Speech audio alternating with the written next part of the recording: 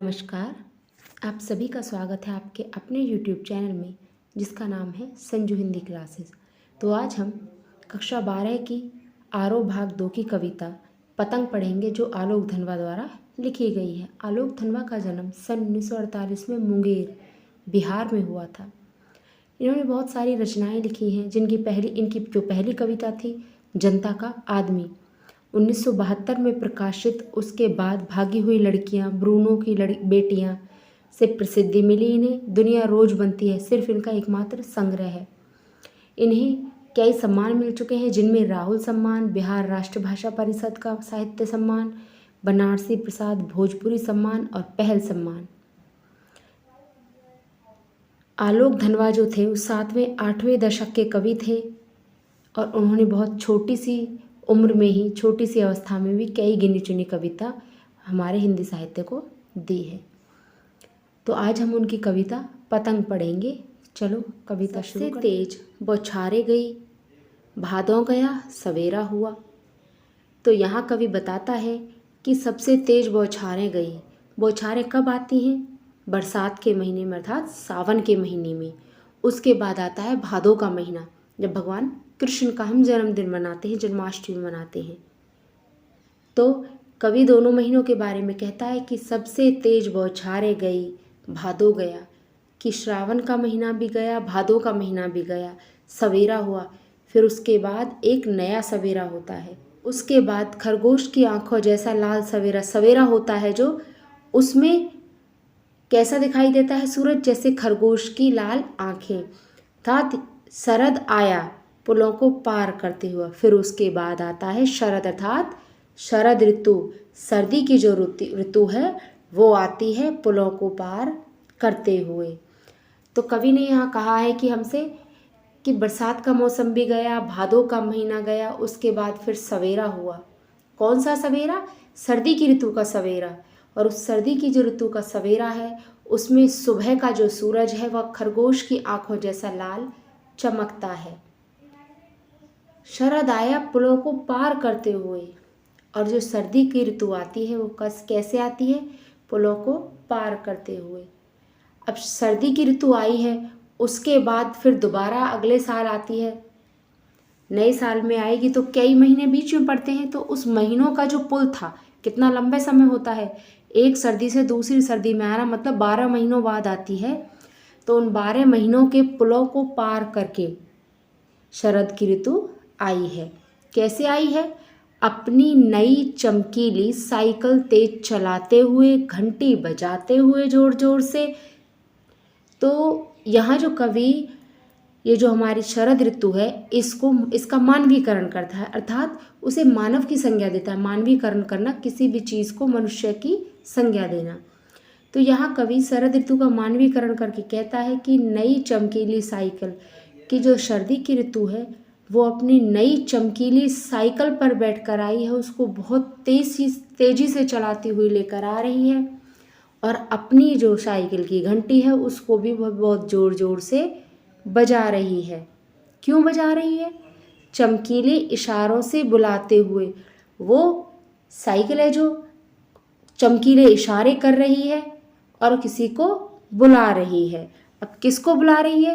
आगे देखते हैं। इशारों से बुलाते हुए किसको? पतंग उड़ाने वाले बच्चों के झुंड को चमकीले इशारों से बुलाते हुए। तो शरद ऋतु है वो अपनी साइकिल पर बहुत तेजी से आ रही है और अपनी साइकिल की जो घंटी है उसको भी बहुत तेजी से बजाती है, जोर जोर से बजाती है, ताकि जो आसपास पतंग उड़ाने वाले जो बच्चों के झुंड हैं वो उनके चमकीले इशारों को समझ सके। तो शरद ऋतु बच्चों से कहती है कि आ जाओ, मैं आ गई, अब पतंग उड़ाओ।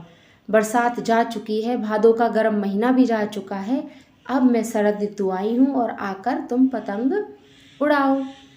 आकाश को इतना मुलायम बनाते हुए, और शरद ऋतु ने आकाश को भी बहुत मुलायम बना दिया। यानी कि गर्मी में हम बाहर निकल नहीं सकते, सावन भादों का महीना, बरसात में नहीं निकल सकते पतंग उड़ाने के लिए। भादों का गर्म महीना होता है, तब गर्मी लगती है, तब नहीं बाहर निकल सकते। लेकिन उसके बाद जो शरद ऋतु का सर्दी का महीना आता है उसमें आकाश बहुत मुलायम हो जाता है। यानी ना तेज़ धूप होती है ना ज़्यादा ठंड होती है, तो उस समय हम दोपहर में भी बाहर निकल सकते हैं, ना हमें सर्दी लगेगी ना हमें सूरज चुभेगा। तो आकाश इतना मुलायम उस समय हो जाता है कि पतंग ऊपर उठ सके, दुनिया की सबसे हल्की और रंगीन चीज़ उड़ सके, दुनिया का सबसे पतला कागज उड़ सके, बांस की सबसे पतली कमानी उड़ सके। तो वो जो सर्दी की ऋतु है वो बच्चों को बुलाती है इशारों से और कहती है कि आ जाओ, आकाश भी आज बहुत मुलायम है, अब आपको गर्मी भी नहीं लगेगी। कि पतंग ऊपर उड़ सके और आकाश इतना मुलायम हो गया है कि पतंग बहुत ऊपर तक उड़ सकती है, दुनिया की सबसे हल्की और रंगीन चीज़ उड़ सके। तो शरद ऋतु कहती है कि आ जाओ, अब दुनिया की जो सबसे हल्की और रंगीन चीज़ है वो भी उड़ेगी, दुनिया का सबसे पतला कागज भी आसमान को छुएगा। बांस की सबसे पतली कमानी, मतलब पतंग है जो वो किससे बनाई जाती है, बहुत पतले कागज से, बांस की बहुत पतली कमानी से। बहुत सुंदर रंग होते हैं पतंग में और बहुत हल्की होती है।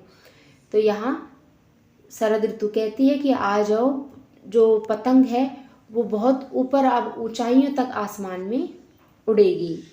कि शुरू हो सके सीटियों, किलकारियों और तितलियों की नाजुक दुनिया। जब बच्चे पतंग उड़ाते हैं और पतंग बहुत ऊंचाइयों पर उड़ती है तो बच्चे सीटियाँ बजाते हैं, खुशी से चिल्लाते हैं, किलकारियाँ भरते हैं और तितलियों की नाजुक दुनिया।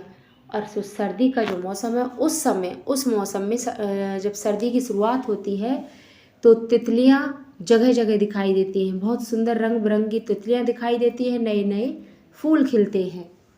तो जो हमारी शरद ऋतु है वो सब छोटे छोटे बच्चों को, पतंग उड़ाने वाले बच्चों को इशारे करके अपने पास बुला रही है। पतंग उड़ाने से ही वे अपने साथ लाते हैं कपास, पृथ्वी घूमती हुई आती है उनके बेचैन पैरों के पास।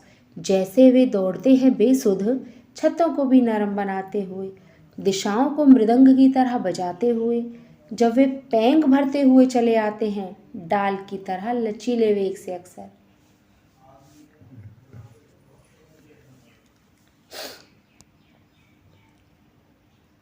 अब कवि कहता है कि जन्म से ही वे लाते हैं अपने साथ कपास। कौन लाता है जन्म से ही कपास? कपास होता क्या? कपास हम बोलते हैं रुई को। रुई बहुत ही मुलायम होती है, तो रुई की तरह मुलायम हम बच्चों को कहते हैं ना, बहुत मासूम सा बच्चा है, तो बच्चे कैसे होते हैं? रुई की तरह बिल्कुल मुलायम होते हैं। तो यहाँ कह रहे हैं कवि कि बच्चे हैं जो वो अपने जन्म से ही अपने साथ कपास लाते हैं, अर्थात वो जन्म से ही बहुत नाजुक, कोमल और मुलायम होते हैं। पृथ्वी घूमती हुई आती है उनके बेचैन पैरों के पास, जब वे दौड़ते हैं बेसुध। तो जो बच्चे होते हैं जब वो खेलते हैं, कूदते हैं, बेसुध इधर उधर घूमते फिरते हैं, तब ये जो पृथ्वी है वो भी उनके आसपास घूमती है और बार बार उनके बेचैन पैरों के पास आने की कोशिश करती है। यानी कि बच्चों के जो पैर होते हैं वे पूरे दिन खाली नहीं टिकते, वो इधर से उधर घूमते ही रहते हैं, तो पृथ्वी भी बार बार उनके पैरों को छूना चाहती है।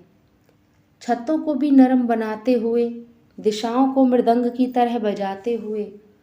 जब बच्चे पतंग उड़ाते हैं और वो छतों पर इधर से उधर घूमते हैं तो उनके जो मुलायम पैर होते हैं, उनके कोमल पैरों से जो छत है, कठोर छत है, वो भी नरम हो जाती हैं, अर्थात उनके पैरों का मुलायम स्पर्श पाकर जो कठोर छत है वो भी उनकी तरह मुलायम हो जाती है। दिशाओं को मृदंग की तरह बजाते हुए। और जब बच्चे इधर से उधर, एक दिशा से दूसरी दिशा में, इधर से उधर तेजी से भागते हैं तो जो उनके पैरों की आवाज़ होती है उसको क्या बोलते हैं? पदचाप। उनके जो पैरों की आवाज़ होती है उस आवाज़ से ऐसा लगता है मानो चारों दिशाओं में मृदंग, किसको बोलते हैं? ढोल नगाड़े, कि चारों दिशाओं में ढोल नगाड़ों की संगीत की आवाज़ आ रही हो। जब वे पैंग भरते हुए चले जाते हैं डाल के लचीले वेग से अक्सर। जब बच्चे इधर से उधर उछल कूद करते हैं तो ऐसे लगता है जैसे उनका शरीर पेड़ की डाली की तरह लचीला हो गया हो और वो हवा में ऐसे ही लहरा रहे हैं। छतों के खतरनाक किनारों तक उस समय गिरने से बचाता है उन्हें सिर्फ उनके ही रोमांचित शरीर का संकेत। अभी मैंने आपको बताया था कि जो बच्चे अपनी मस्ती में इधर से उधर घूमते हैं, पेंग भरते हुए घूमते हैं, तो ऐसे लगते हैं जैसे पेड़ की, उनके शरीर इतना लचीला हो जाता है जैसे पेड़ की डाली हवा में लहरा रही हो। तो इस वेग में वो अपने इस लचीलेपन में, इस खेल कूद में वो ये भी भूल जाते हैं और कई बार वो छतों के खतरनाक किनारों तक भी पहुंच जाते हैं। उस समय गिरने से बचाता है उन्हें उनके ही शरीर का रोमांचित संगीत, लेकिन वो उस समय भी गिरने से बच जाते हैं और उनके जो शरीर का रोमांच है, उनके शरीर में जो पतंग उड़ाते हैं, उनके शरीर में जो रोमांच भरा होता है, वो रोमांच ही, उनके शरीर का वो संगीत ही उन्हें गिरने से बचाता है। पतंगों की धड़कती ऊंचाइयां उन्हें थाम लेती हैं महज एक धागे के सहारे। तो जो पतंगों की धड़कती ऊंचाइयां, पतंग है उनकी बहुत ऊंचाइयों पर उड़ती है, आसमान में बहुत ऊंचाइयों तक जाती है। जब वो गिरते हैं छतों से तो ऐसा लगता है कि जो ऊंचाई पर उड़ रही जो पतंगे हैं, महज एक धागे के सहारे, उनमें जो धागा बंधा हुआ होता है, जो हम अपने हाथ में पकड़े रखते हैं, वो धागा ही जैसे हमें गिरने से, बच्चों को गिरने से बचा लेता है। पतंगों के साथ वे भी उड़ रहे हैं और ऐसा लगता है पतंग उड़ाते समय कि बच्चे पतंग के साथ खुद भी आसमान में उड़ रहे हैं अपने रंध्रों के सहारे। और उनके जो शरीर का रोए हैं, उनके शरीर के रोए भी इस तरह खिल उठते हैं, ऐसे लगता है जैसे पतंगों के सहारे वो भी उड़ रहे हैं। उनके शरीर का एक एक रोआ संगीत कर रहा है, अर्थात उनके एक एक रोए से संगीत की ध्वनि और वे आ रही है। कभी गिरते हैं छतों के खतरनाक किनारों से और बच जाते हैं तब तो और भी निडर होकर सुनहरे सूरज के सामने आते हैं। तो कवि कहता है कि अगर वो कभी गिरते हैं, जब वो पतंग उड़ाते हुए खतरनाक किनारों तक जाते हैं, तो कई बार पतंग के वो जो धागे होते हैं, ऐसे लगता है वही गिरने से उन्हें बचा लेते हैं, परंतु कई बार वो गिर भी जाते हैं।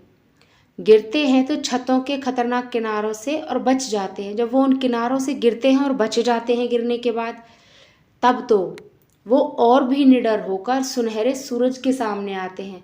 मतलब तब वो और भी वेग से उठते हैं, और भी तेज गति से उठते हैं और दोबारा से सूरज के सामने आ जाते हैं, अर्थात दोबारा से पतंग उड़ाने के लिए तैयार हो जाते हैं।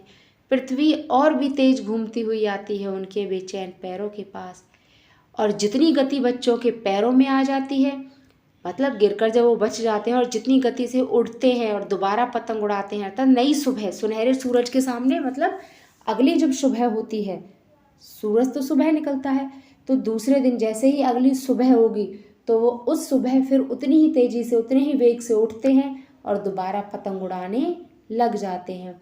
तो उतनी ही वेग से, उतनी ही तेजी से जो पृथ्वी है वो घूमती हुई फिर से उनके बेचैन पैरों के पास आ जाती है, अर्थात ऐसे लगता है जैसे बच्चों के साथ पृथ्वी भी पतंग उड़ाते हुए लहराती घूम रही है। आशा करती हूँ आपको ये कविता समझ आई होगी। अगर आपको कुछ समझ नहीं आता तो आप मुझे कमेंट कर सकते हैं, मैं आपकी समस्या को ज़रूर सुलझाऊंगी। और अंत में मैं आपसे सिर्फ यही कहूँगी कि मेरे चैनल को लाइक, शेयर और सब्सक्राइब ज़रूर करिएगा। धन्यवाद। फिर मिलते हैं अगली कविता में।